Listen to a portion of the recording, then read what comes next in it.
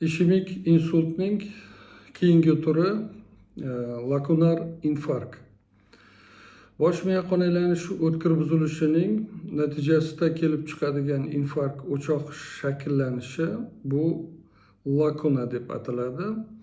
Lakuna oxir oqibat 0,5-2 santimetrgacha borib kistaga aylanadi.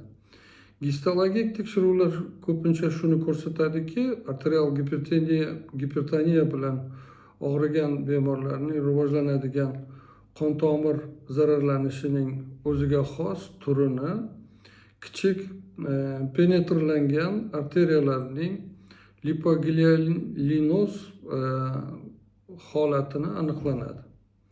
Lakunar bosh miya infarktlari ko'pincha arterial gipertoniya yoki qandli diabet kasalliklari fonida yuzaga keladi.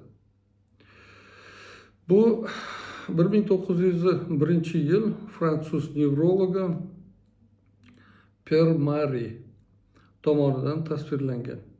Agar lakunar bosh miya infarkti funksional ahamiyatga ega bosh miya tuzilmalariga, masalan, ichki kapsulaning orqa qismiga ta'sir qilsa, jiddiy va tiklanishi qiyin bo'lgan nevrologik nuqsonlarga olib keladi. Agar lakuna infarkt kichik insultni bosh miya qon aylanishi o'tuvchi buzilishi keltirib chiqarsa, amaliyotda deyarli simptomsiz bo'lishi mumkin. Bosh miya infarktining barcha gistologik tekshiruvi